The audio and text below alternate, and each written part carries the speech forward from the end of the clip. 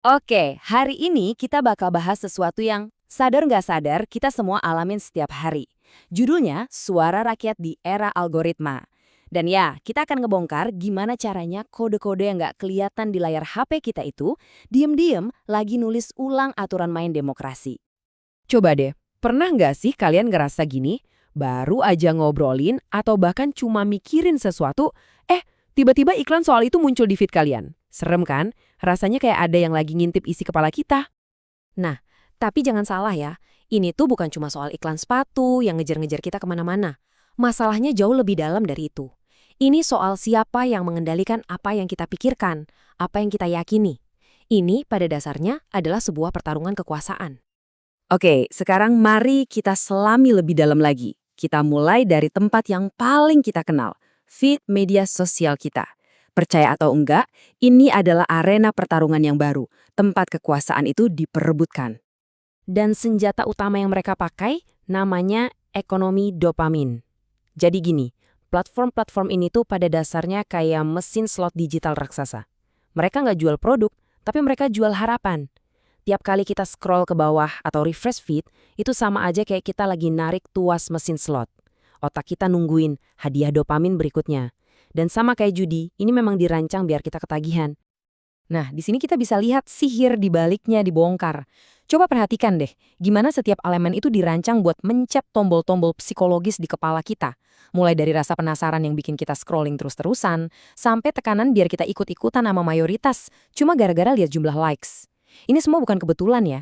Ini adalah sebuah desain persuasi yang sistematis, yang pelan-pelan mengubah kita dari warga negara yang kritis jadi sekedar pengguna yang datanya bisa diperjualbelikan. Dan dampaknya itu nggak berhenti di level pribadi aja loh.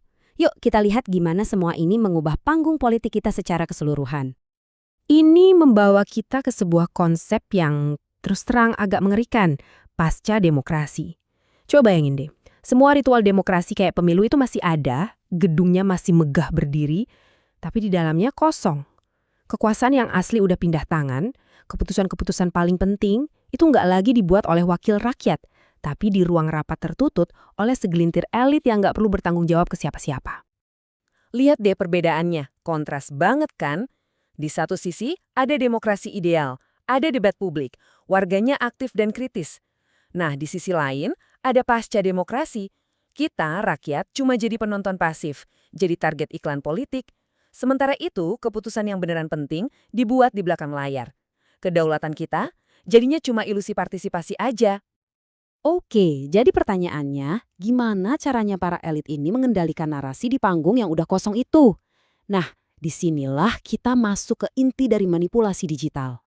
Kalau dulu kita kenal istilah pabrik opini itu adanya di media massa, sekarang pabrik itu pindah ke kantong kita masing-masing. Feed media sosial kita itu bukan lagi tempat diskusi yang alami, tapi udah jadi kayak lini produksi, di mana opini publik itu bisa dipesan dan dibuat secara massal. Dan mereka ini punya buku panduannya loh. Langkah pertama, bersembunyi di balik akun-akun anonim. Langkah kedua, bikin kebisingan. Banjiri kolom komentar buat menciptakan ilusi seolah-olah sebuah opini itu didukung banyak orang. Dan langkah ketiga, ini yang paling cerdik sekaligus jahat, mereka manfaatkan psikologi kita. Waktu kita lihat kok kayaknya banyak banget yang setuju, secara alami kita jadi cenderung ikut-ikutan. Padahal, tanpa kita sadar, kita cuma lagi ngikutin kerumunan hantu. Dan ini bukan cuma teori konspirasi ya, ini beneran terjadi. Lihat aja contoh kasus di Indonesia. Waktu ada protes lingkungan yang valid soal Raja Ampat, narasinya di media sosial langsung digeser. Para aktivis itu nggak diajak debat data, nggak. Mereka langsung dicap antek asing. Taktik kayak gini ampuh banget buat membungkam kritik dan yang paling penting, mengalihkan perhatian kita semua dari isu yang sebenarnya. Tapi ternyata pergeserannya lebih jauh lagi dari itu. Dari yang tadinya cuma memanipulasi opini, sekarang kita bergerak ke era di mana algoritma beneran bikin keputusan yang ngatur hidup kita. Dan sekarang kita masuk ke level selanjutnya, algorasi, atau pemerintahan oleh algoritma loh. Ini bukan lagi fiksi ilmiah loh, keputusan-keputusan kayak apakah kita layak dapat pinjaman atau lolos seleksi bantuan sosial, itu sekarang makin banyak diserahkan ke kode-kode komputer yang bekerja di dalam sebuah kotak hitam. Perubahannya itu benar-benar mendasar. Coba pikirin deh, birokrasi ya emang lambat, tapi seenggaknya ada transparansi, ada aturannya, ada pejabat yang bisa kita temui. Nah, Dengan algokrasi, kalau aplikasi kita ditolak sama kotak hitam, kita mau protes ke siapa? Otoritasnya bukan lagi manusia yang bisa dimintai tanggung jawab, tapi sistem yang logikanya kita nggak pernah tahu. Ini adalah krisis akuntabilitas yang nyata. Dan inilah bahaya terbesarnya. Kita bukan cuma menciptakan algokrasi, tapi algorarki, yaitu kekuasaan oleh segelintir algoritma. Ini kayak tirani model baru yang nggak kelihatan. Nggak ada ruang buat banding, nggak ada tempat buat empati atau kebijaksanaan manusia. Semuanya diganti sama kalkulasi dingin sebuah mesin. Tapi tenang dulu, ini bukan akhir dari cerita. Di seluruh dunia, perlawanan itu sudah mulai tumbuh. Ada upaya untuk merebut kembali kedaulatan kita di dunia digital. Nah sekarang, yuk kita lihat solusinya. Contohnya, kita bisa belajar dari Brazil. Di sana, Mahkamah Agung mereka seolah-olah bilang ke para platform digital, kalian nggak bisa lagi cuci tangan. Sekarang, mereka wajib proaktif melawan disinformasi, mereka harus tanggung jawab sama iklan dan bot yang beredar, dan yang penting, mereka harus transparan. Ini pergeseran yang gede banget, dari yang tadinya pasif, sekarang jadi harus ikut bertanggung jawab. Tapi perjuangan ini bukan cuma tugas pemerintah loh. Di Indonesia sendiri, tahun 2014 ada lebih dari 700 orang sukarelawan yang kumpul untuk sebuah inisiatif yang luar biasa banget. Namanya Kawal Pemilu. Ini adalah gerakan warga biasa yang brilian. Mereka ini bukti nyata kalau teknologi itu bukan cuma senjatanya para elit. Dengan semangat gotong royong, mereka mendigitalkan data pemilu. Dan dengan itu, mereka berhasil merebut kembali narasi. Pengawasan pemilu jadi bukan lagi cuma urusan pemerintah, tapi jadi milik publik. Ini contoh yang sempurna, gimana teknologi di tangan yang benar bisa memperkuat suara rakyat, bukan malah membungkamnya.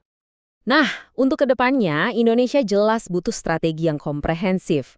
Ada 4 pilar utama di sini. Pertama, penegakan hukum perlindungan data pribadi kita harus kuat. Kedua, kita harus menuntut transparansi dan audit algoritma dari platform. Ketiga, literasi digital harus jadi bagian dari pendidikan nasional secara masif. Dan keempat, kita harus bangun infrastruktur dan inovasi digital lokal kita sendiri. Tapi pada akhirnya, semua ini kembali ke kita. Pertarungan ini nggak akan dimenangkan dengan teknologi yang lebih canggih, tapi dengan manusia yang lebih bijak. Jadi, solusi pamungkasnya adalah pendidikan. Misi kita bersama adalah membangun generasi baru warga digital yang nggak cuma tahu cara ngeklik, tapi juga punya kesadaran untuk berhenti sejenak dan bertanya, kenapa? Jadi, saya mau tutup bahasan kita kali ini dengan sebuah pertanyaan untuk kita renungkan bersama. Di masa depan yang serba otomatis ini, apakah suara kita, suara rakyat, akan benar-benar didengar, atau suara kita cuma akan jadi satu set data lagi, yang diolah, diprediksi, dan dikodekan oleh sebuah sistem yang sama sekali nggak bisa kita kontrol? Jawabannya ada di tangan kita. Terima kasih.